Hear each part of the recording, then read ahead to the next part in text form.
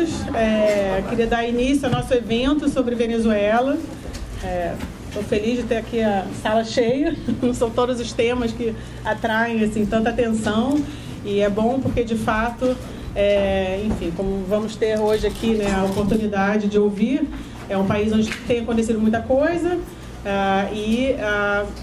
Antes de começar propriamente dita a palestra hoje, queria só falar que vários professores aqui do departamento que trabalham com a América Latina, eu, Cláudia Fuentes, Mônica Hertz, Manuela Trindade, tivemos essa iniciativa de fazer um grupo de pesquisa, enfim, para estudar a Venezuela. Convidamos vários especialistas brasileiros, né, trabalhando sobre isso, inclusive os que estão aqui presentes. E tivemos já hoje à tarde um workshop que nós estamos trabalhando numa pesquisa, enfim, com o objetivo de ter uma publicação conjunta também. Enfim, esse evento agora que é à tarde, né, que está sendo feito no contexto da análise de conjuntura, ele é parte também desse esforço nosso aqui coletivo de pensar a América Latina, pensar a Venezuela. Então, mais uma vez, né, tenho um grande prazer de ter aqui 3 experts, né, em Venezuela, tratando de assuntos distintos, diferentes, como vocês vão ver. E, enfim, para hoje nós pensamos que cada um vai ter uma exposição de cerca de 20 minutos e depois abrimos uma meia hora para debates posteriormente. Então, fizemos uma organização, o Rafael Villa vai começar, posteriormente o Eduardo Chaito, o Paulo Velasco. Talvez, ao invés de apresentar, vocês estão vendo que Rafael Villa é professor da Universidade da USP, Universidade de São Paulo, Eduardo Chaito da UERJ e Paulo Velasco também. Entre o grupo de pesquisadores tínhamos antes também colegas da UFRJ, da UF, enfim. Então, mais uma vez, eu estou muito feliz que temos um grupo, né, inclusive aqui no Rio de Janeiro, em geral no Brasil, de pessoas que estão se concentrando esforços, né, para entender a crise, enfim, na Venezuela contemporânea. Então, eu vou passar a palavra primeiramente ao Rafael Villa e, posteriormente, então, ao Eduardo e ao Paulo. Boa tarde a todos. É um prazer muito grande estar aqui trabalhando sobre esta temática tão importante, e agradeço muito a Andrea pelo convite por organizar e me convidar para este evento. Bom, então, eu vou falar sobre um tema específico, que é o tema da participação dos militares atualmente, contemporaneamente, na Venezuela. E eu diria que a crise, né? Eu começarei dizendo que a crise na Venezuela, ela passa por considerar o estamento militar venezuelano, que os desenvolvimentos políticos na Venezuela nos últimos anos tem levado a que talvez o setor militar ele se transformasse no principal ator do jogo político na Venezuela, né? A presença de militares na vida política venezuelana, ela não é nada estranha, né? Tanto porque, na verdade, que foi a construção do Estado Nacional na Venezuela, né, no século XX, ele é produto de militares, né? Tanto que um militar permanece no poder de 1908 hasta 1935, Juan Vicente Gómez, e outro militar positivista, Marcos Pérez Jiménez, ainda vivo, exiliado até hoje em Madrid, na Espanha, né? Que constrói um pouco alguma da principal infraestrutura, né? que unifica a Venezuela. Tá? Bom, e na época da democracia representativa, de 1958 até 1998, a participação dos militares na Venezuela, ela era regida pela Constituição de 1961. Né? Em 99 existe uma reforma constitucional já na época de Chávez. Não? Chávez ganha as eleições em dezembro de 98 e a reforma da Constituição acontece no 99. Essa Constituição, ela definia o papel das Forças Armadas como um papel apolítico, né? Sem participação em política, e ela negava, por exemplo, o voto militar, e não tinha esse direito. Não? Então, o papel militar dos militares nesse período, na época da democracia representativa, era um papel despolitizado. Tá? Bom, então, o que eu vou trabalhar é a ideia de que, primeiro, não? Chávez, não? Ele, bom, outra questão importante, não? Na época da democracia havia uma certa sujeição, sim, não? Do poder militar ao poder civil. Não? Havia um certo controle do poder militar ao poder civil. O Chávez, ele dá de alguma maneira continuidade a essa sujeição do poder militar ao poder civil, porém por vias e caminhos diferentes. Ao contrário de despolitizar a inserção das Forças Armadas, a participação das Forças Armadas na vida política venezuelana, Chávez politiza, Chávez politiza as Forças Armadas hasta como uma maneira de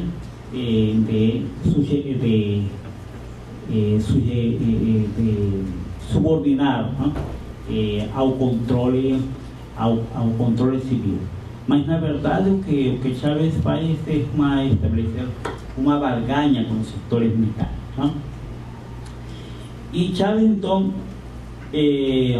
vai tentar tirar essa autonomia dos setores militares, ou barganhar essa autonomia dos setores militares através de 7 iniciativas. A primeira delas, Chávez incorpora os militares na administração pública. Por exemplo, da participação em ministérios, os coloca no comando de algumas das principais empresas estatais. Militares já chegaram a dirigir em algum momento, da época de Chávez, a Petróleo de Venezuela. Evidentemente, a principal empresa do país, ou chegaram a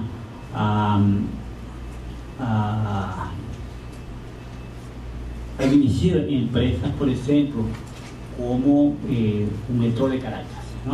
Les dou informação, na Venezuela todo pode funcionar muito mal, o metrô funciona muito bem. Então, além do petróleo, a empresa estatal de petróleo lucrativa é o metrô de Caracas.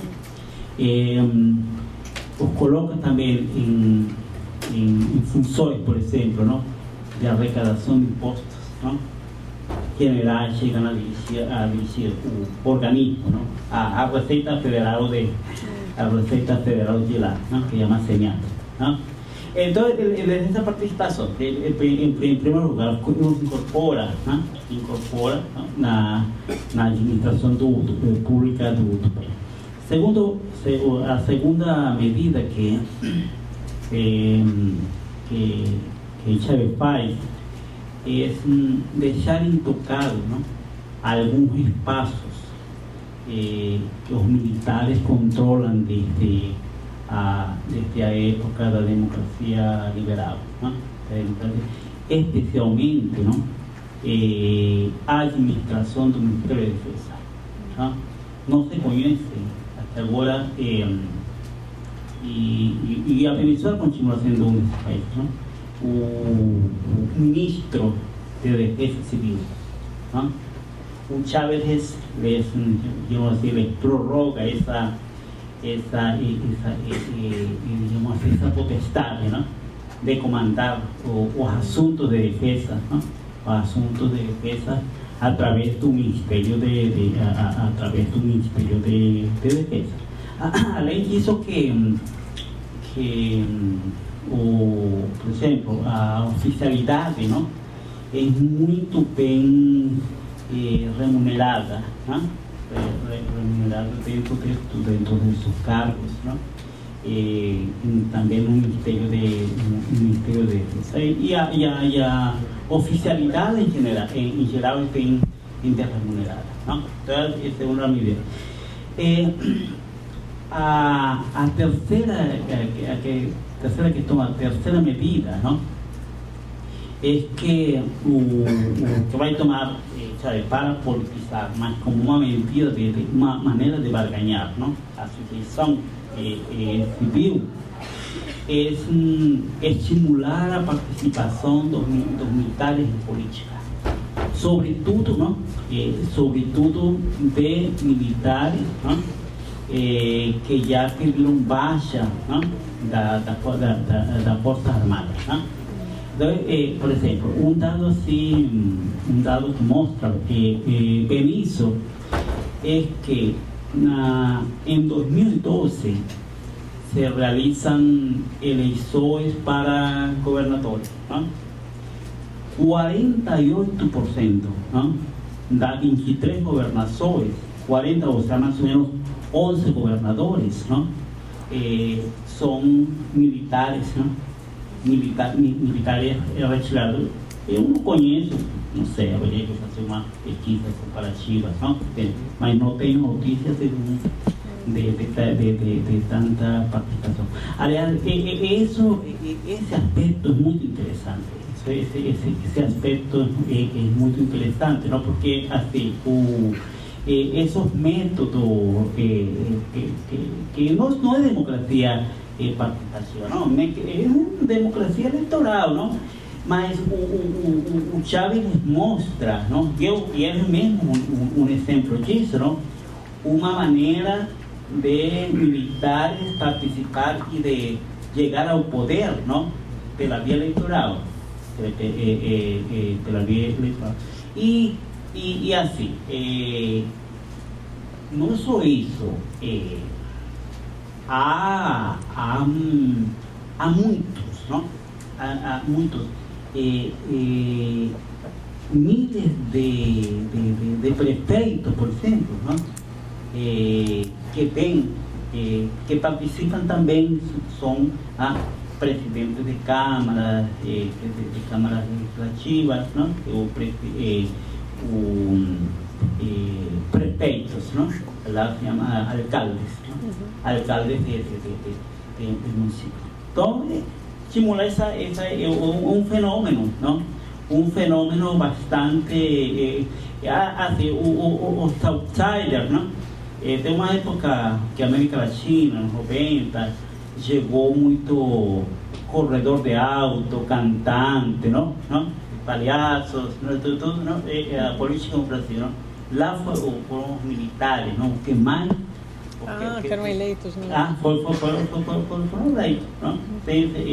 Através de vias, através de vias democráticas, de vias eleitorais, não? Outra maneira, uma quarta medida, não? A partir do qual Chávez consegue certo controle, sobretudo depois do golpe de Estado de 2002, é o expurgo que faz, não?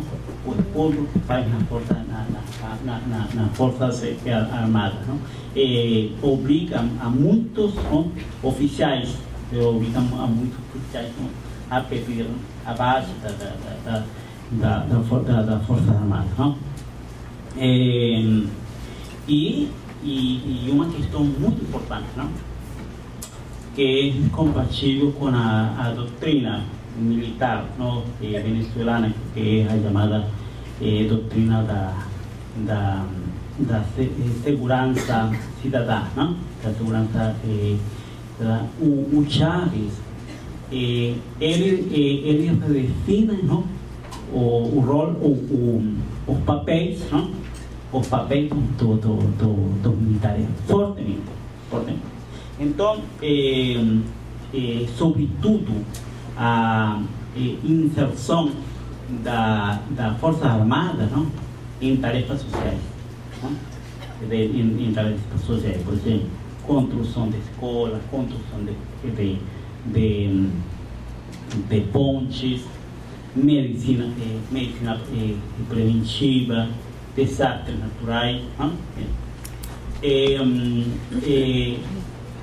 Faz isso e assim, mas claro, não? Isso tem digamos assim, um trade-off ali, não? Um trade-off. A Força Armada, ela se beneficia porque com esse conjunto de medidas, não? Eles deixaram de ser esse setor, a política, para se transformar em um setor, não? Em um setor político, em um ator político, não? Relevante, não? Relevante. E há um outro elemento, não? Outro elemento também importante, que tem que ver com a questão do compartilhamento de valores, não? Compartilhamento de valores através, não? do compartilhamento de valores socialistas e antiimperialistas. Isso, sobretudo, se dá a partir de 2007, quando existe assim, uma radicalização, não? Naquele momento de radicalização, não? Do regime de Chávez, e o momento em que aparece mais forte a ideia do socialismo do século XX, não? Eu lembro muito bem ter feito uma viagem para o Chile, não? Em um avião da Força Aérea Brasileira, que saiu aqui do Rio, não? E fazer um toque técnico em Caracas, não? Esse avião. Então, os militares que iam ali, não? E os civis, não? Aí fomos recepcionados por vários militares brasileiros lá no aeroporto de Caracas, não? E eu notei já, não? Uma certa linguagem não? Socialista de alguns jovens oficiais que estavam ali. Mas isso não foi por acaso, não? É que nesse ano de 2007, não? Se ordena. São quantos? Vou acelerar. Mais ou menos. Nesse ano de 2017, se ordena que, não? As Forças Armadas incorporem o lema, não? De pátria, socialismo ou muerte, venceremos, não? E eu escutei isso de jovens oficiais venezuelanos, estávamos de jovens oficiais venezuelanos, não? E ao mesmo tempo que se fazia, não, uma reforma, não, do currículo, não, da estrutura curricular nas academias militares, não?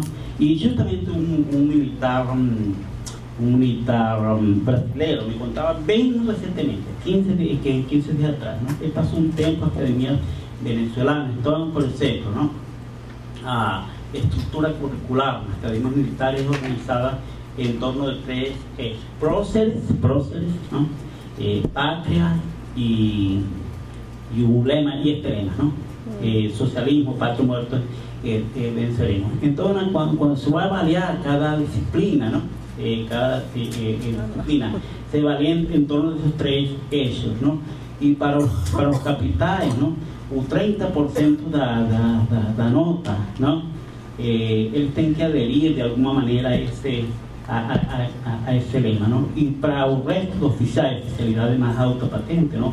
35% da nota, ¿no? Ok, mas o interessante, não, que isso parece uma maneira forçada, não, de compartilhar valor, não? Mas isso conseguiu socializar-se, não? Socializar-se em uma parte da oficialidade da oficialidade venezuelana e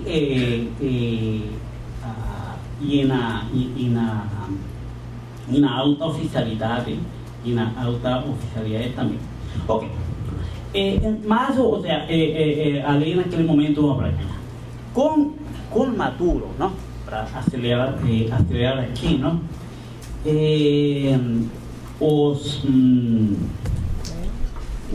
As Forças Armadas, eles readquirem essa autonomia que eles tinham. Eles readquirem essa autonomia que eles tinham. Como é que isso vai acontecer? Em primeiro lugar, não? Durante os governos Chávez, a promoção militar, não?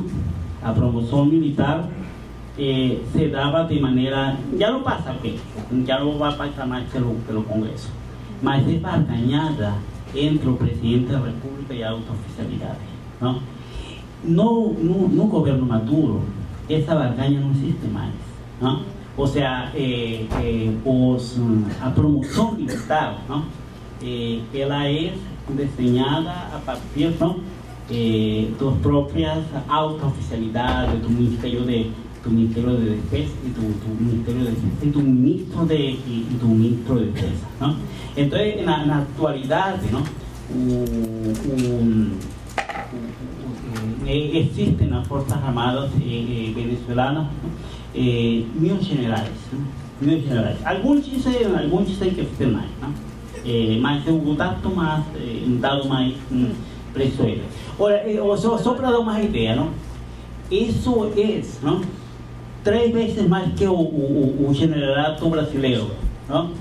E 1/3 a mais, não? E 1/3 a mais que o generalato americano, não?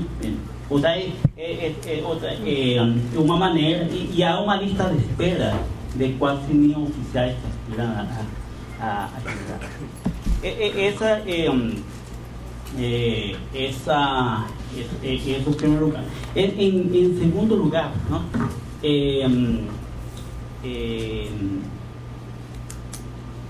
Os militares, não?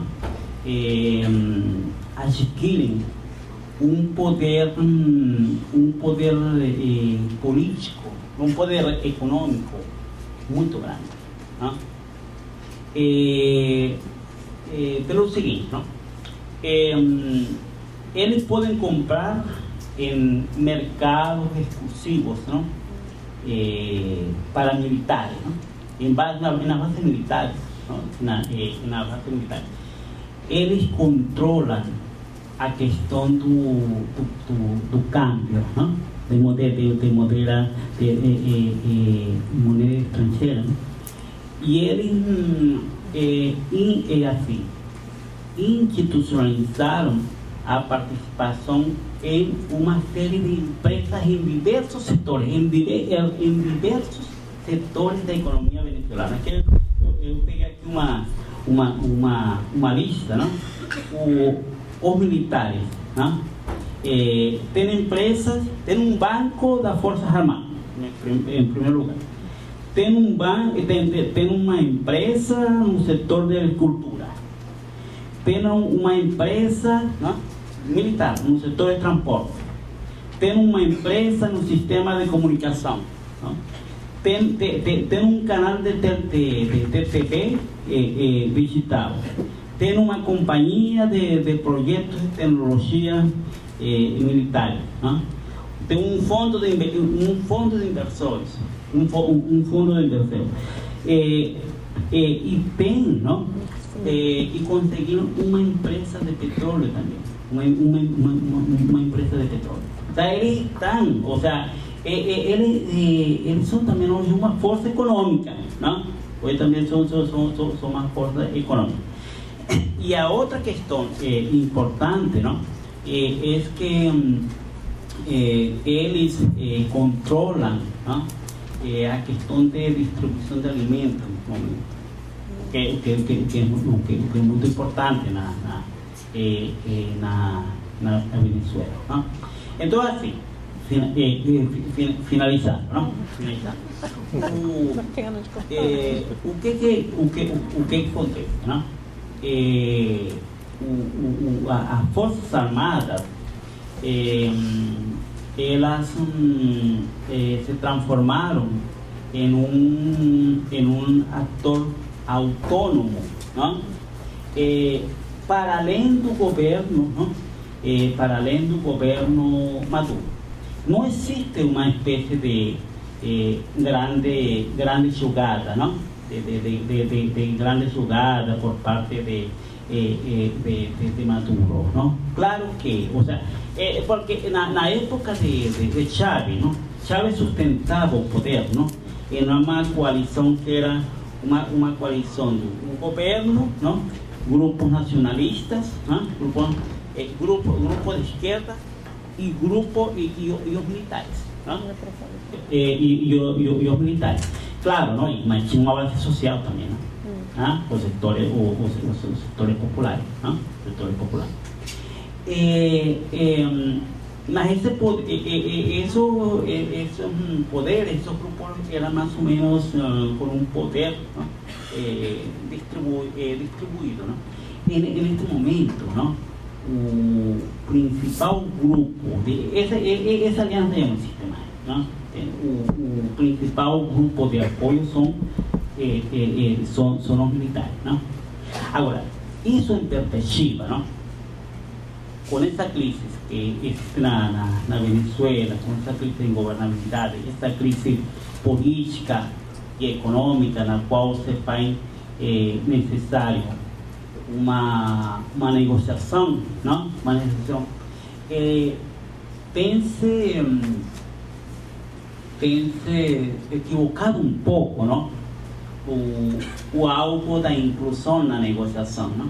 Não é que se esteja incorreto, não? Quando se fala que deve ser privilegiada a classe política, sim, certamente, não? Mas eu acho que não se está olhando, não? No caso venezuelano, para o principal ator, não? Da política venezuelana neste momento. Então, qualquer negociação passa pelos militares, e isso coloca um dilema para os militares, não? Caso eles estejam dispostos a conversar, não? Porque a negociar, porque negociar significa para eles, não? A possibilidade de sujeitar-se novamente, não? Ao poder civil, não? E perder o espaço que eles têm, não? Perder o espaço. O problema fundamental, não? O problema fundamental é neste momento, um dos problemas fundamentais é como manter, como negociar, como barganhar, não? O poder que os militares eles têm. E isso não vai ser fácil. Isso não é fácil. Bom, vamos conversar com eles sobre isso. Ok. Obrigado. Rafael, muito obrigado. Rafael decisões, questão das relações entre civis e militares. E agora eu passo a palavra, então, ao Eduardo Chay da UERJ, que vai falar, que é um historiador, e vai falar um pouco do sistema político, a discussão sobre a democracia, o conceito de democracia na Venezuela. Bom, boa tarde a todos. Primeiramente, agradecer a Andréia aqui pelo convite para participar desse evento, e também já parabenizando pela própria organização do evento.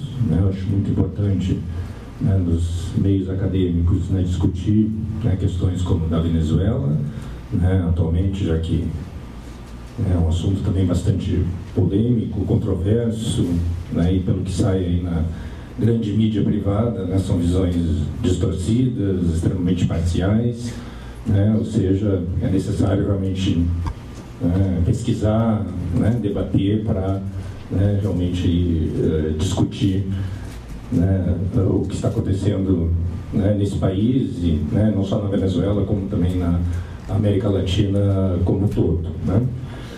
Bom, eu vou apresentar aqui mais ou menos uma síntese do que eu tenho trabalhado ultimamente num projeto de pesquisa que é sobre então a questão da democracia, mais especificamente a proposta então de democracia participativa e protagônica, então que o Chaves desenvolveu na sua primeira campanha eleitoral, em 1988, e buscou implementar ao longo aí das suas sucessivas gestões no governo, até 2012.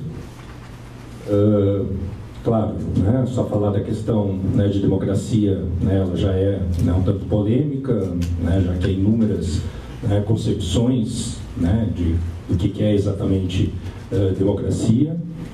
Como sabe, durante a ditadura militar no Brasil, o regime se dizia também democrático, chamava o golpe de 64 de Revolução Democrática, denominação que hoje alguns círculos militares aí ainda mantêm. O sentido mais antigo do termo democracia, em geral, vem dos gregos, da Grécia Antiga, que tinha um significado basicamente então, de governo do povo, o significado assim, da palavra, tanto aquela ideia então, de um exercício político diretamente pelo povo em praças públicas, discutindo e deliberando sobre a política. Quando ocorrem as grandes transformações no final do XVIII, início do século XIX, tanto na Europa como nas Américas, a superação do absolutismo na Europa, o processo de independências no continente americano, que começa então novos regimes políticos a serem construídos em substituição das antigas soberanias do rei. A questão da democracia era essencialmente vista ainda como um governo do povo, por isso que até curiosamente na maior parte do século XIX havia uma contraposição entre democracia e governo representativo. Em geral, a democracia era vista então como governo exercido pelo povo, nesse sentido a maioria das elites políticas da época considerava impossível praticar a democracia em grandes espaços territoriais, e o governo representativo seria aquele então que o povo não exerceria diretamente o poder, mas elegeria os seus representantes. Ao longo do tempo, especialmente no final do século XIX, passando já para o século XX, se forjou uma concepção então, que uniu um pouco essa ideia de democracia com o governo representativo. A ideia então da democracia representativa ou da democracia liberal, naquela então que o povo, aqueles que têm direito de cidadania, então elegem os seus representantes, nesse sentido então abre mão do seu poder direto e cotidiano, elegendo representantes e delegando para esses representantes então aí o exercício do poder. Bom, sempre foi controverso, nem todos, setores da sociedade concordavam com o sistema político. Durante aí a Guerra Fria, o confronto bloco capitalista, bloco socialista, em geral o bloco capitalista dizia os reais defensores da democracia, e o bloco socialista, a visão deles é que o mundo capitalista não era democrático, no sentido que havia né, diferenças sociais, né, exploração social, enquanto que, né, no bloco soviético, então, né, pelo menos no discurso, se propunha, né, a questão da erradicação da pobreza, né, uma maior igualdade social. Nesse sentido, né, o discurso deles diziam que eles praticavam uma democracia social, né. Bom, mesmo dentro do bloco capitalista, né, e já entrando, né, já de meados ao final, né, do século XX, né, tanto na Europa, né, como também, né, na América Latina, né, a própria, né, democracia representativa, né, ela era questionada, né, por setores da intelectualidade, de movimentos sociais, né, setores de esquerda, então, que justamente denunciava essa limitação, né, da democracia representativa, né, e reivindicavam, né, então, aí a construção de mecanismos, né, de uma participação mais direta da população, né. Começou a se desenvolver a ideia, então, da democracia participativa, né, onde através de consultas, né, a população, né, através, né, da instituição de, né, construção de algumas, né, instituições, né, de governo direto, né, ou a prática, né, de plebiscitos, né, referendos, né, ou iniciativas populares, né, para, né, propor, né, leis e medidas políticas, né, algumas experiências, né, que houve tanto na Venezuela, né, como no Brasil, em nível municipal, de algumas prefeituras, né, de instituir o orçamento participativo, né, ou seja, né, convidar a população, então, né, para participar, né, diretamente com, né, representantes, né, dos governos para, né, definir, decidir sobre políticas públicas, né. Na Venezuela, diferente, né, da maior parte, né, da América Latina, que passou então por ditaduras militares, né, na década de 60 e 70, né, e final dos anos 70, e mais especificamente ao longo dos anos 80, então, que se, né, constituíram as chamadas redemocratizações, né. Na Venezuela, como o Rafael já citou, né, no ano de 1958, né, então, o fim da ditadura do Pérez Ximénez, né, se instituiu, né, um regime de democracia representativa, né, através de um grande pacto entre os principais, né, partidos políticos, né, principalmente, né, a AD, Ação Democrática, um partido de perfil social-democrata, e o COPEI, né, um partido já, né, no perfil de uma democracia cristã, né, um perfil um tanto mais conservador, né, mas que chegaram, né, a um pacto, um acordo chamado Pacto de Ponto Firro, então, que instituiu, né, um regime de democracia representativa, né, mas um regime bastante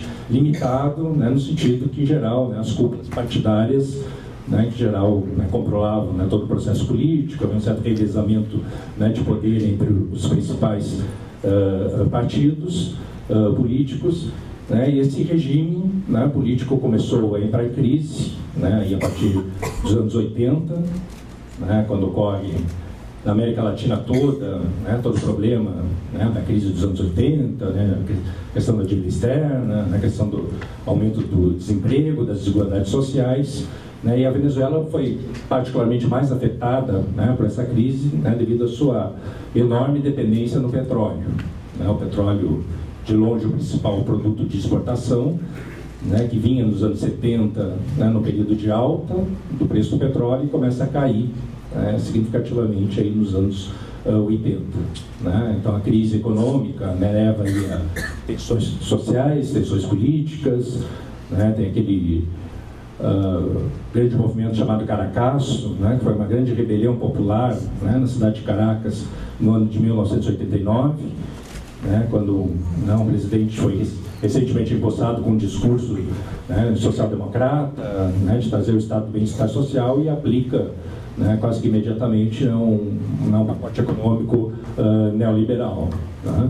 E em meio a essa grande crise, então, que, né, setores dos movimentos sociais, né, na Venezuela rediscute, né, essa questão, né, da democracia, todas essas propostas, né, então, de uma democracia participativa.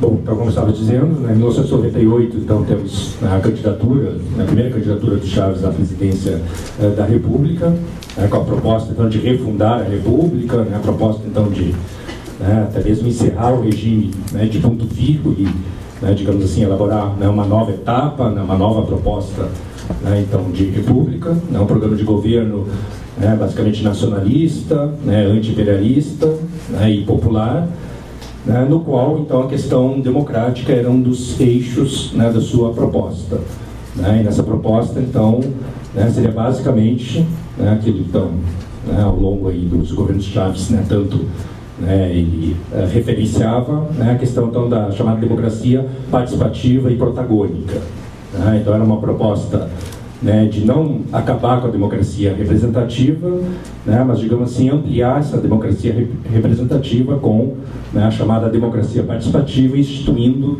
né, diversos aí mecanismos, né, então, de participação popular. Né, uma das primeiras medidas, né, tomadas por Chávez, que foi, né, uma das principais promessas de campanha, né, foi a convocação de uma Assembleia Constituinte, então, que primeiramente, né, chama um plebiscito para aprovação dessa convocação, depois temos a eleição dessa Assembleia Constituinte, né, e após a discussão do texto da Constituição passou, né, também por um referendo popular, né, e essa Constituição de 1999, né, então justamente, né, vários analistas consideram, né, uma das constituições, né, mais democráticas, né, que se tem. Ela mantém a estrutura, né, de um regime representativo, né, com, né, eleições, né, em todos os níveis, né, dos governantes, e também, né, então já prevê, né, a instituição aí né, dos mecanismos de democracia participativa, né, como no seu artigo 70, né, então cita, né, a questão da participação protagônica do povo, né, no exercício da soberania na política, né, eleição de cargos públicos, o referendo, a consulta popular, a revocatória de mandato, né, isso é bastante interessante, né, a ideia então que na metade, né, do mandato, então a população, né, reunindo um determinado número de assinaturas pode convocar, né, um referendo que, né, antecipa, né, a retirada do poder, né, de algum eleito, né, a partir da metade do mandato, iniciativa legislativa, né, e assembleias de cidadãos, né, então que, né, também é uma experiência, né, que já vem aí do final, né, dos anos 80, anos 90, né, durante aí a crise do regime de ponto fijo, né. Ao mesmo tempo, logo depois, né, da Constituição, né, no ano 2000 são convocadas novas eleições gerais, né, então sob vigência da nova Constituição, né, quando Chaves, né, obviamente, né, se candidata, né, à presidência da República. E aí, nesse seu plano de governo, ele já, né, já fala mais explicitamente, né, de como funcionaria, né, essa democracia participativa. Né, seria basicamente com instituições, né, em nível, né, municipal, estadual e federal. Né, em nível municipal, conselhos locais de planificação, né, que seria, né, a população a partir dos seus bairros, né, diretamente, né, então discutir políticas públicas. Né, em nível estadual, né, os conselhos de planificação e coordenação políticas públicas, e em nível nacional seria o Conselho Federal de Governo. Né. Bom, esse projeto aí não chegou, né, a se implementar em toda a sua plenitude, né, porque logo já começa, né, a se acentuar, né, os confrontos, né, entre os apoiadores de Chaves, né, e os grupos opositores, né, ou seja, essa crise que, né, você deve ter acompanhado aí, né, que teve esse ano, né, muito fortes, né, de lutas, tensões, né, entre a oposição e apoiadores de governo, não é uma novidade, né, na história venezuelana, né, quer dizer, desde o início do governo Chaves nós temos, né, períodos aí de intensas, né, disputas, né, entre apoiadores do governo e oposição, né, justamente quando Chaves começa, né, a implementar algumas medidas, né, também aí de viés econômico, né, de controle do Estado, né, e de uma certa redistribuição de renda, né, inclusive a lei dos hidrocarbonetos, né, então, que previa né, o pleno controle do Estado sobre o petróleo, né, a principal fonte de riqueza do país, né, a oposição começou, né, então, a se mobilizar, né, a convocar, né, grandes manifestações, né, contra o governo, que eram respondidas, né, com, né, manifestações também de apoiadores do governo. Né, em 2002, como o Rafael já citou, né, então temos um golpe de Estado, né, então, que tenta, né, derrubar o Chaves, né, mas a partir tanto aí de uma mobilização das classes populares como também, né, de setores, né, das Forças Armadas que não apoiaram, né, o golpe acaba sendo frustrado, né, dura apenas pouco mais de 48 horas e o, né, Chaves acaba sendo restituído ao poder. Final de 2002, início de 2003 tem chamado Paro Petroleiro, ou seja, quando a PDVSA ainda era controlada por grupos opositores, ainda era uma empresa autônoma, então promoveu um movimento de paralisação da produção do petróleo, que foi acompanhado também por um movimento empresarial, também aí de lockout, de fechamento das principais empresas, com o intuito então aí de forçar uma queda aí do governo. Muitas eleições aí, os grupos opositores boicotaram, como a eleição da Assembleia de 2005. E paralelamente, o Chaves continua se sustentando em grande medida através aí, da organização popular. São criadas então diversas formas aí de organização, principalmente das classes populares, dos que apoiavam o governo, desde os círculos bolivarianos, então, que tiveram um papel muito importante na derrota do golpe de Estado de 2002, mesas técnicas de água, comitês de terras urbanas, e os chamados conselhos locais de participação pública, então, que são essa espécie de assembleias populares para discutir as políticas públicas, que a partir desses conselhos que são criados também os conselhos comunais, que passam a ser bastante incentivados aí pelo chavismo. Bom, e o que são esses conselhos comunais? É uma proposta, então, de, em nível de bairros populares, a própria população, também aí através de uma assembleia de moradores, criar a partir daí um conselho popular, que vai além das antigas experiências dos orçamentos participativos, em que a população então discutia e decidia sobre políticas públicas, mas mais do que isso, os conselhos comunais também executam essas políticas públicas, porque passam a receber o orçamento do governo federal, orçamento do Estado, para essas execuções. E a partir então das assembleias populares, elas elegem diretamente também os membros que participam dos comitês de trabalho, então que tem essa tarefa aí da execução de políticas públicas. Seria uma espécie então aí de um autogoverno, um governo exercido aí mais diretamente pela população, ou seja, uma forma então aí de exercer essa democracia participativa. Bom, a partir dessas tensões sociais, a Venezuela, como disse, se torna um país, então, literalmente dividido, entre apoiadores do chavismo, do projeto Chaves e a oposição, onde dificilmente passa a haver diálogo entre esses grupos, e essas tensões acabam levando o próprio Chaves a uma radicalização.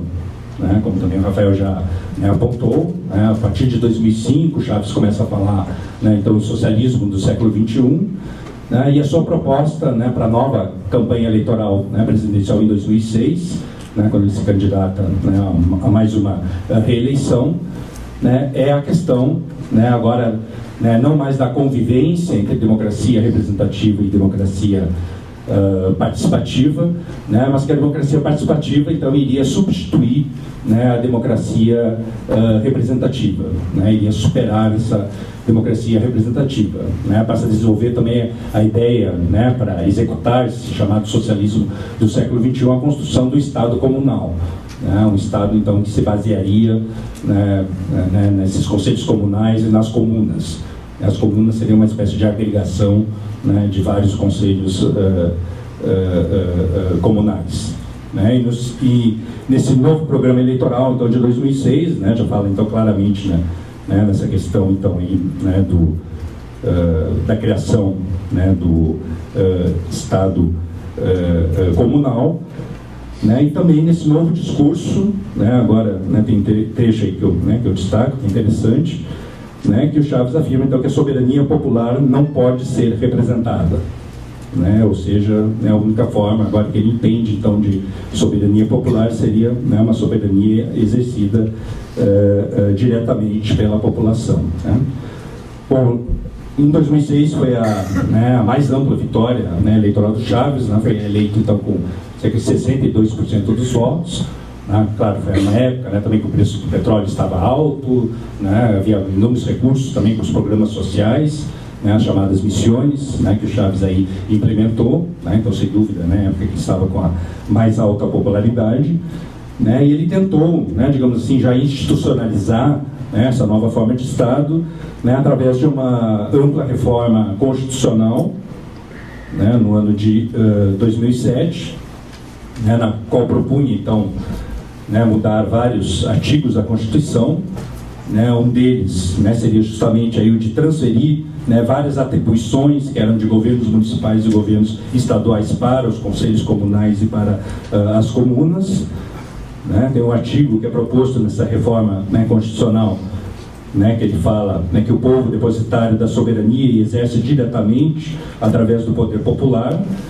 Né, o poder popular não nasce do sufrágio de eleição nenhuma, né, e sim nasce da condição então, de grupos humanos organizados, né, com base na população, né, ou seja, aquela ideia então de superar, né, essa questão, né, da eleição de representantes, né, para, né, enfatizar, né, a questão aí da democracia direta. Bom, o referendo que foi feito, né, em dezembro de 2007 foi a primeira e única eleição que o Chaves perdeu, né, ele, por uma pequena margem de votos, aí, por cerca de 1,4%, ele não conseguiu aprovar, né, a reforma constitucional.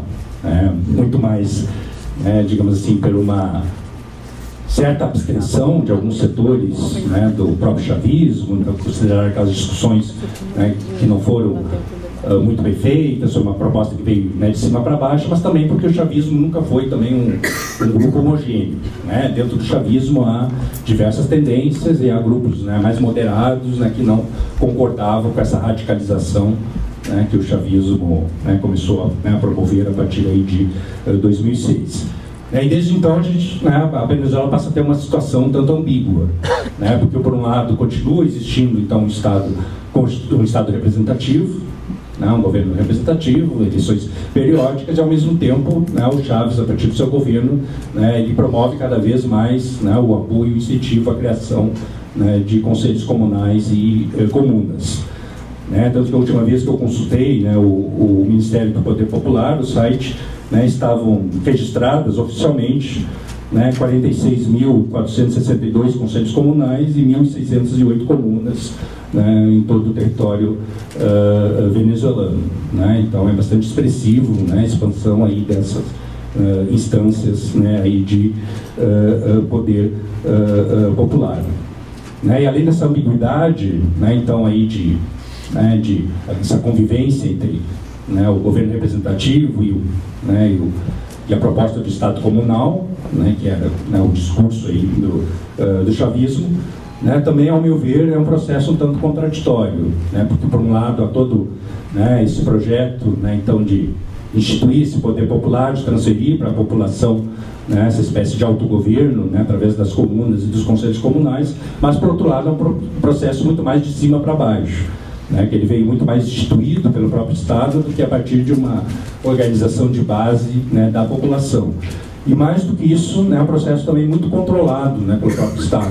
Né, e por mais que o discurso seja aquele, né, que o poder vem do povo, né, o poder popular, né, através, né, das comunas que o próprio povo exerce, né, o seu autogoverno, né, na verdade também há todo aí um controle, né, a partir do Estado, né, tanto no sentido, né, de um controle, né, político do processo, como nessa questão financeira, né, já que os conselhos comunais são, né, financiados aí, diretamente aí pelo Estado, né, uma certa dependência, né, aí dessas instituições, né, em relação aí ao Estado.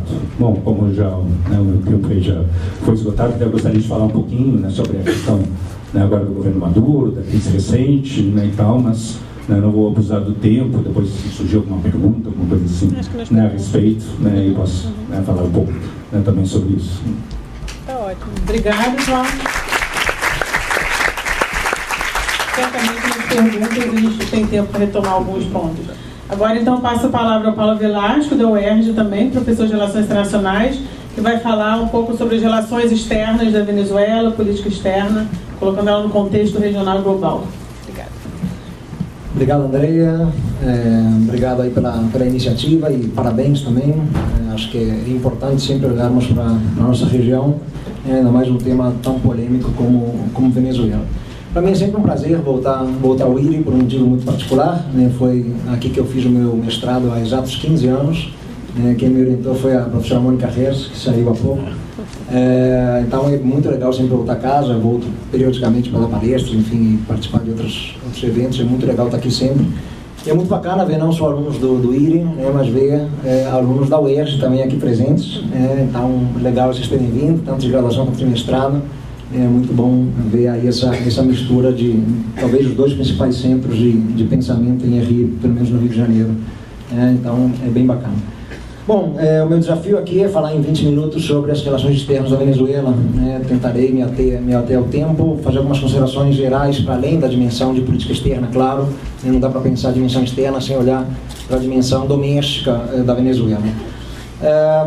Acho que o primeiro ponto que a gente tem que perceber é que quando o Chávez ascendeu ao poder em 99, nós temos um cenário de mudança política e econômica muito forte na América Latina e de alguma maneira no mundo também. A década de 90 foi uma década muito marcada por uma orientação neoliberal mais claramente na região.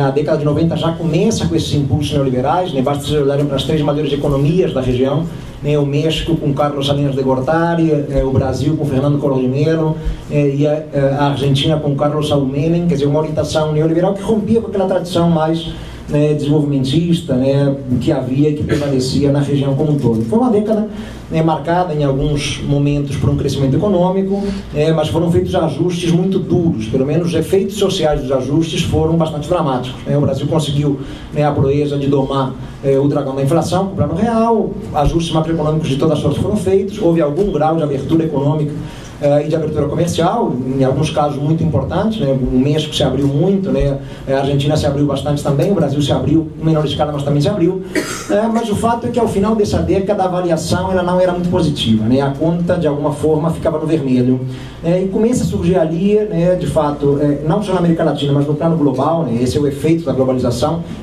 a globalização ela se mostra como um movimento muito assimétrico, ampliando assimetrias e ampliando desigualdades de forma geral. Vale dizer que o próprio segundo governo FHC, é bom lembrarmos, o segundo governo FH, um governo tucano, ele começou a mobilizar a ideia de uma globalização assimétrica mesmo, então reconhecendo que havia ali, de fato, alguns problemas a serem enfrentados. E é nesse cenário que aparecem os movimentos anti-globalização mundo afora. Quem não lembra, por exemplo, do duríssimo movimento anti-globalização em Seattle, nos Estados Unidos, em 99, por ocasião de uma conferência ministerial da OMC.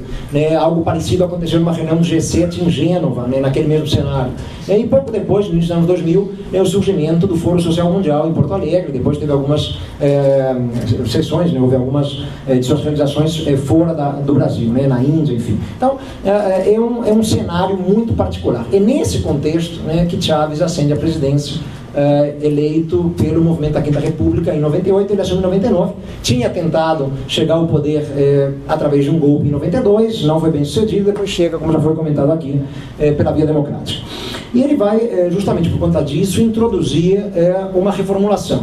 Então, a própria Constituição, que é promulgada na Venezuela, é um marco, inclusive se discute a lógica de um neoconstitucionalismo latino-americano a partir dali, uma democracia mais participativa, uma mudança importante em 99. Começam ali algumas mudanças, isso, claro, provoca uma reação muito significativa do ponto de vista doméstico. Aquela classe média conservadora venezuelana não gosta daquelas mudanças. E vale dizer que a Venezuela, essa é uma informação importante quando a gente pensa a política externa venezuelana, a Venezuela é um país muito mais caribenho do que propriamente sul-americano. Eu sempre insisto nesse ponto. A Venezuela está na América do Sul, assim como Guiana e Suriname também estão na América do Sul. Mas historicamente a Venezuela ela é mais voltada para o Caribe. E os países caribenhos, quando a gente olha para a história do Caribe, é uma história muito influenciada pelos Estados Unidos da América.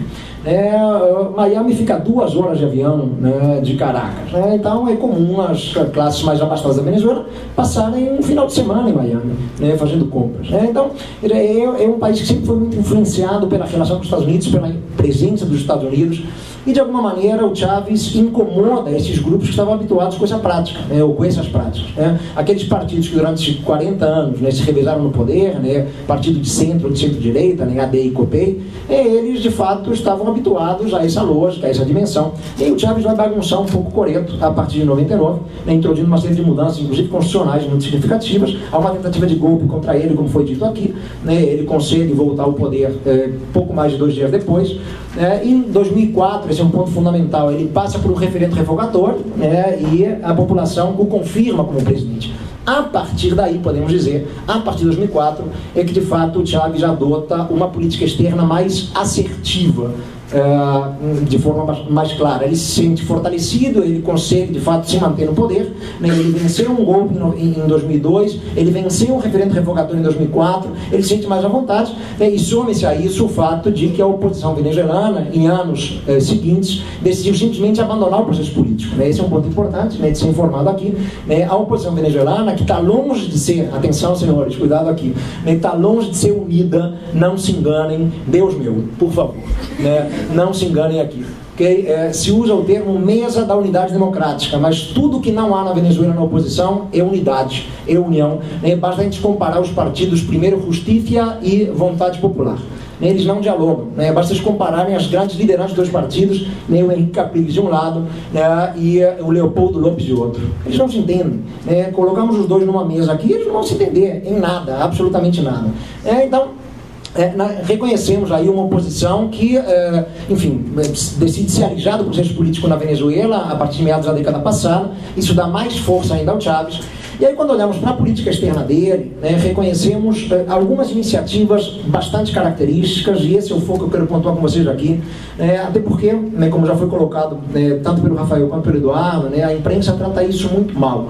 Eu sinto muito isso na pena, enfim, eu sou especializado em temas de América Latina, então vira e mexe na entrevista e o jornalista não sabe nada, absolutamente nada do que ele vai perguntar. Bolhufas, nada. A impressão que a gente tem é que ele deu uma bugada 5 minutos antes de receber e aí faz aquelas perguntas absolutamente senso comum, sem ter a menor ideia do que ele está falando, né, e de onde fica a Venezuela. Talvez ele erre no mapa da América do Sul aonde fica a Venezuela. Né? É muito dramático, né, dar entrevista para uma imprensa assim, que já é uma imprensa a prioristicamente comprometida. Então eles estão lá te entrevistando porque eles querem ouvir alguma coisa. Se você fala algo diferente daquilo, eles vão tentar de alguma maneira direcionar porque eles querem ouvir. É um pouco complicado. Então, olhando para a política externa venezuelana, né, alguns pontos importantes aqui. O primeiro ponto é a aposta absoluta que Chávez faz pela região. O Chávez, ele olha para a América Latina, como um espaço necessário na sua política externa. Ele se lança numa aposta regionalista, ele vê a integração regional, mais do que só a lógica do regionalismo, ele vê a integração regional propriamente como algo fundamental. A integração regional para ele tem um efeito legitimador. Ele busca, a partir da região, construir instâncias, mecanismos integradores que de fato mostrem uma Venezuela à vontade. Uma Venezuela, para se tornar uma potência de alcance mais global, ela tem que ter um espaço regional onde ela se sinta à vontade, onde ela se sinta de alguma maneira legitimada. E aí vemos o Chávez, em alguns momentos, senhores, reparem só, vemos o Chávez disputando uma liderança subregional com o Brasil de Lula, o que não é pouca coisa. Senhores, atenção aqui, a Venezuela de Hugo Chávez, claro, num momento que surfava-se uma onda muito positiva, o preço das commodities nas alturas, mas isso não era só para a Venezuela, era para o Brasil também. Lembra que o Brasil exporta muito petróleo, é verdade? O Brasil exporta, o que o Brasil mais exporta para a China, que quem mais compra de nós? É petróleo, minério de ferro e soja, ponto final, basicamente só isso. Então, se o preço das commodities estava nas alturas, isso era bom para a Venezuela, era ótimo para nós também. Então, estavam os dois lá surfando uma onda muito positiva, o boom das commodities, e buscando, a partir dali, consolidar uma liderança regional, que sempre foi um sonho do Brasil, pelo menos desde o governo FHC, e era um sonho claramente do Chávez. E houve alguns embates maravilhosos na década passada. Reparem que o senso comum é identificar o PT muito ligado ao Partido Socialista Unido da Venezuela, e não é bem assim. As lideranças Lula e Chávez, a gente bem sabe, tinham dois egos enormes, gigantescos, eram dois personagens histriônicos e megalomaníacos em seus objetivos, ambos, cada um à sua maneira, mas ambos. Então havia uma disputa de liderança. Um dos pontos mais conflitivos foi a dimensão energética, por exemplo. O Brasil defendendo uma integração energética, muito apostando nos biocombustíveis, no etanol.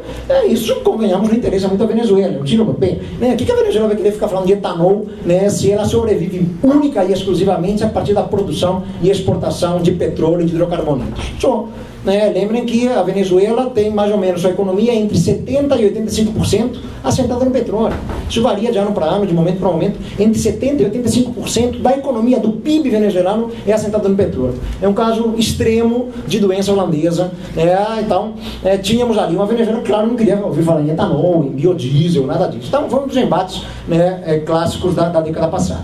Mas reparem os grandes exercícios de integração na região, na América do Sul, né, ou para além da América do Sul, inclusive. Todos eles, de alguma forma, têm o dedo da Venezuela. Né, era o espaço legitimador para o Chávez. A Comunidade Sul-Americana de Nações tem uma participação importante do governo Chávez na sua criação. União de Nações Sul-Americanas, participação importante do governo Chávez na sua criação. O projeto do Banco do Sul, que nunca engrenou, né, seria um banco de desenvolvimento sul-americano, tem um dedo fortíssimo da Venezuela. E para além da região, né, a ALBA, né, que nasceu como Aliança Bolivariana para as Américas, né, ou Alternativa Bolivariana para as Américas, hoje é Aliança Bolivariana para os Povos da Nossa América, muito mais bonito, né? Então também tem claramente um papel decisivo da Venezuela. Sem a Venezuela não existiria a tal da ALBA, né, um projeto integrador à margem da lógica tradicional, comercialista, muito mais voltado para o desenvolvimento, naquela ideia do socialismo do século XXI. A ALBA também tem aí o Chávez. E além disso, na dimensão do petróleo, que é o que a Venezuela tem, e só o que a Venezuela tem, né, além de um monte de míssil universo, né, pouco mais do que isso, né, a criação de articulações na área de petróleo, né, Petrocaribe, por exemplo. A Petrocaribe é fantástica, né? A Petrocaribe significou, né, a oferta de 200 mil barris de petróleo por dia. Imaginem isso, 200 mil barris de petróleo por dia, né, com preços largamente subsidiados aos países parceiros da Venezuela na Petrocaribe. É algo extraordinário, né? Isso é fantástico. Subsídios aí da ordem de 1,7 bilhões de dólares eram os valores da época, quando a Petrocaribe foi lançada. Né? Articula-se a Petroandina também. Quer dizer, o Chávez desenvolve uma série de mecanismos institucionais para influenciar os países vizinhos, para ganhar espaço na região, para se legitimar na região. Isso acaba culminando, né, com o desejo de entrada no Mercosul, que, como bem sabemos, foi iniciado em 2006 e completado em 2012, em condições no mínimo estranhas. Não vamos entrar muito no mérito disso, mas no mínimo estranhas, né, porque, como a gente sabe, qualquer ato no Mercosul tem que ser ratificado por todos os membros. Né, e a Venezuela, quando foi posta para dentro do Mercosul, no dia 31 de julho de 2012, o Congresso paraguaio não tinha ratificado, porque o Paraguai estava suspenso. Isso não importa, o Paraguai é suspenso, mas é membro, né? Deveria se esperar a ratificação do Congresso Paraguaio. Enfim, é um tema polêmico, mas estava lá, a Venezuela entra nessas condições estranhas. Depois, a posteriori, já no governo Horácio Cartes, o Congresso Paraguaio ratificou, a situação ficou mais ou menos tranquila. Então, 2012, exatamente esse momento a Venezuela entra no Mercosul e coincide com os estertores do governo Chávez.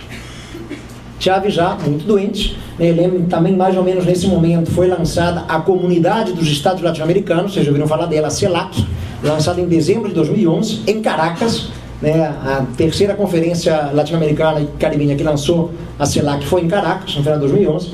Então, aquilo era, podemos dizer, o momento final, era o canto do cisne, senhores, desse projeto regional, de integração regional, como um dos pilares da política externa de Chávez.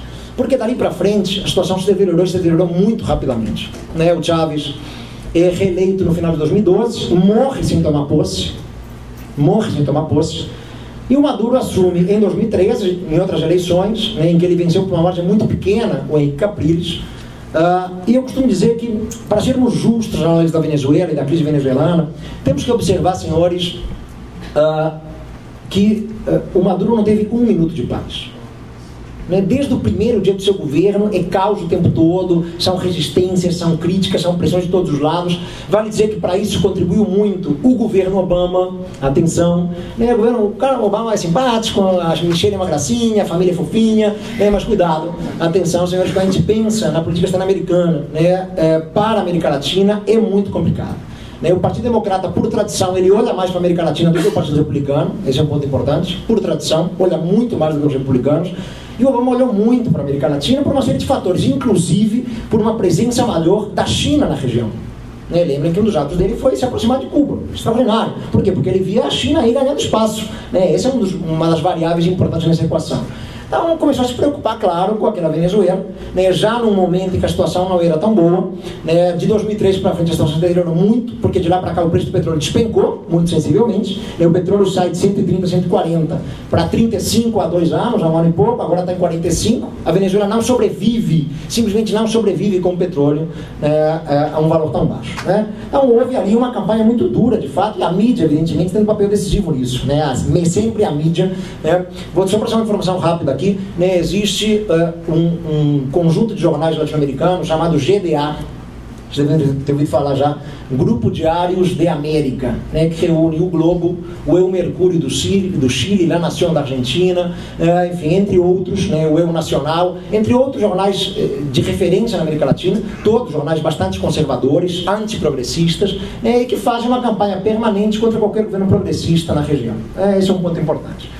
Segundo ponto fundamental da política externa venezuelana, para a gente entender o que era, né, uma articulação muito significativa no plano de cooperação e de investimento em países mundo afora. Investindo em áreas muito variadas, se valendo de recursos que estavam sobrando na Venezuela. A Venezuela sobrava naquele momento, estava sobrando, e claro, o Chávez, né, dado o seu ego elevado, o seu projeto de poder que ele tinha, ele queria causar, senhores, investindo em setores muito variados, né? Investindo no Brasil, por exemplo, né, eu sempre dou esse exemplo que ele é extraordinário, né, o Chávez patrocinou o Carnaval do Rio de Janeiro em 2006, patrocinou especificamente, né, a Escola Unidos de Vila Isabel, que foi campeã naquele ano. Olha só, o cara ainda por cima sabe tudo, né? A não ser que ele tenha comprado os jurados, não se sabe. Né? Foi campeão em 2006 com o Carnaval absolutamente patrocinado pela PDVSA. Senhores, isso é variável de poder. Isso é poder social, é social power, fortíssimo aqui. É um projeto interessantíssimo da Venezuela, né? Se vocês derem uma googada ali, colocar no YouTube, né? Vila Isabel 2006, aquela imagem enorme, gigantesca do Bolívar, o que é aquilo, né? E ali a PDV já patrocinando aquilo tudo. E assim como tínhamos isso no Brasil, tínhamos projetos muito mais fortes, né? Em Cuba, na Nicarágua, na Bolívia, no Paraguai, venda de combustível subsidiado, até para os Estados Unidos, a Venezuela quis tirar onda. Né, existe uma companhia ligada à PDVSA, que é a Citgo, né, que atua dentro dos Estados Unidos, refinando petróleo nos Estados Unidos, né, e eles fizeram uma campanha na televisão americana, na televisão aberta americana, senhores, dizendo: estamos fornecendo óleo para aquecer os lares de mais de 1 milhão de americanos. O povo amigo da Venezuela, isso em pleno governo Chávez, está fornecendo óleo para aquecer os lares americanos, mais de 1 milhão de americanos foram beneficiados, né, por essa venda subsidiada, isso pouca gente sabe, de combustível venezuelano para os Estados Unidos da América. Mais de 1 milhão de americanos tiveram seus lares aquecidos no inverno rigoroso, graças à Venezuela. Isso é um poder extraordinário. Mas era numa época em que a Venezuela tirava onda. Só que a maré muda, a alegria de pobre dura pouco, senhores. A maré muda, e muda muito rapidamente. Porque, claro, na situação atual, com o petróleo a preço de banana, né, evidentemente que o Maduro não vai ter como fazer aquilo que fez. E o terceiro ponto importante, né, o tempo sempre correndo contra nós aqui na mesa da tarde, o terceiro ponto importante diz respeito à articulação do governo venezuelano com potências de fora, potências extra-regionais. Eu destaco fundamentalmente Rússia, China e Irã. O Chávez desenvolveu um diálogo estreito com esses atores, o Maduro de alguma maneira continua essa política de diálogo com esses atores. Aliás, a China está de olho na América Latina, está com uma presença fortíssima na América Latina, o Brasil que o diga, muito claramente. A articulação da parceria Venezuela-Rússia é importante por conta da compra de armamento e armamento importante. A Venezuela comprou, por exemplo, os caças Sukhoi, moderníssimos caças russos. Na Venezuela foi uma compra enorme, de fuzis Kalashnikov da Rússia, inclusive para armar, na lógica da União Cívico-Militar, armar as milícias venezuelanas. Lembrem que o cidadão venezuelano ele é responsável pela segurança do país. É responsável pela segurança do... Não é um papel só das Forças Armadas, é do cidadão venezuelano, que foi armado, inclusive, com a compra de milhares e milhares de Kalashnikov. Enfim, isso inclusive em algum momento pode dar problema, se alguém se aventurar a querer invadir a Venezuela, sabe-se lá, é o pessoal que tem treinamento de guerrilha urbana, inclusive, diga-se de passagem. Então, uma articulação militar, porque os militares têm um peso importante, né? Como o Rafael já colocou. Eu queria só, enfim, o terceiro pilar, esse diálogo com atores de fora. Claro que depois, nas perguntas e provocações, apareceram mais coisas, mas só contar uma última curiosidade que complementa um pouco a fala do Rafael, me parece. Quando a gente pensa na dimensão dos militares, nessa vontade do Chávez de fortalecer militarmente a Venezuela, né? E o Maduro, de alguma maneira, vem dando continuidade a isso, né? Ele tem prezado muito a dimensão militar, né? Os militares não gostam do Maduro, né? Isso é fato, mas, enfim, continua havendo aí um tipo de diálogo entre os dois, né? Eles são, de fato, uma grande força hoje na Venezuela. Mas quando a gente pensa em militares na Venezuela, a gente tem que pensar de maneira diferente do modo como a gente vê os militares no Brasil, por exemplo. Eu, quando vou dar qualquer aula, qualquer palestra nas escolas militares, na ESEMI, na ESC, na Escola de Guerra Naval, né, eu saio sempre com fama de comunista. Sempre. Sempre. Sempre com fama de comunista, porque eu tendo, claro, eu dou aula de política externa brasileira, por exemplo, eu tendo a elogiar nas minhas palestras ali para os coronéis, eu tendo a elogiar a política externa do Lula. E aí, claro, isso é suficiente para me taxar de comunista em qualquer escola militar, né, onde eu dou palestra ou aula por aqui. Na Venezuela, os militares têm um perfil diferente. Né? Nos anos 70, durante o governo Carlos Andrés Pérez, né, a Venezuela estava com dinheiro sobrando também, né? Porque o preço do petróleo estava nas alturas, década de 70, choques do petróleo, não é verdade? Dinheiro sobrando, né? E eles fizeram um programa muito interessante para tentar qualificar as Forças Armadas venezuelanas. Qualificar incentivando o estudo desses oficiais, dos baixos oficiais à época, né? O cara era segundo tenente, primeiro tenente, né? Capitão moderno, né? Esse pessoal era incentivado a estudar, né? Fazer uma graduação, fazer um curso de pós-graduação. Muitos foram para o exterior, inclusive, fazer pós-graduação, né? Vale dizer que o Chávez, pouca gente conta isso, o Chávez começou a estudar mestrado em ciência política. Não concluiu, né? Difícil concluir mestrado, temos mestrandos aqui, né? Enfim, ele não concluiu, abandonou no meio, né? Mas ele foi estudar, e boa parte desse baixo oficialato venezuelano foi estudar ciências sociais. Claro que alguns foram estudar física e engenharia, mas muitos foram estudar ciências sociais. E acabaram ficando influenciados ciências sociais hoje. O cara vai sair o quê? O cara acabou influenciado por uma ideologia marxista, fortemente marxista. E é isso que explica como o Chávez, que vem desse baixo oficialato, fez parte desse programa, né, tentou tomar o poder em 92, depois tomou o poder com uma agenda, de fato, muito mais da esquerda, né, muito comprometida em termos progressistas. Muitíssimo comprometido. Boa parte desses generais que o Rafael citou, uma grande maioria deles tem essa dimensão, tem essa formação. Né, eram os jovens oficiais da década de 70. Então eles acabam de fato reconhecendo a importância de investir em políticas redistributivas, numa dimensão social, inclusão social, coesão social e tudo mais. Para mostrar o inferno astral do Maduro, minha última colocação aqui na minha fala, né, não só a questão do petróleo é uma variável dramática, mas é uma outra a ser considerada que mostra por que a política externa dele não está dando certo, como deu a certa altura a do governo Chávez. Porque os governos do seu entorno regional não são mais governos amigos. Não é verdade? O que nós temos visto desde 2013 é uma mudança muito significativa na onda política da América do Sul. Os então governos progressistas têm cedido espaço para governos mais conservadores, de centro-direita ou até de direita mesmo. Em 2013 o Partido Colorado volta ao poder no Paraguai. Em 2015 o Macri é eleito. Em 2016 a Dilma é tirada. O Kuczynski ganha no Peru. Ufa, caramba, está mudando. Tirando o Morales e no Equador agora o Lenin Moreno, a coisa mudou muito. Ele já não tem aquele entorno amigo. E esses atores começam a comprar muito as pressões que vêm de fora, inclusive dos Estados Unidos, fazendo também campanha contra o governo do Maduro, e ele já não consegue mais usar a região a seu favor. Acabou de ser suspenso do Mercosul, a Unasul já não é mais útil porque metade da Unasul é contra ele, porque os governos mudaram. Ele tenta mobilizar a CELAC, mas a CELAC institucionalmente não é nada. A OEA ele não tem como usar, porque a OEA evidentemente não é lá essa amizade toda, pelo contrário. Então a região já não consegue mais ser útil a seu favor. Isso tem de fato significado uma dor de cabeça gigantesca para a política externa de Nicolás Maduro. Okay? O amanhã na Venezuela ninguém sabe, é a pergunta do milhão, mas se vocês quiserem provocar, vamos lá. Senhores, obrigado.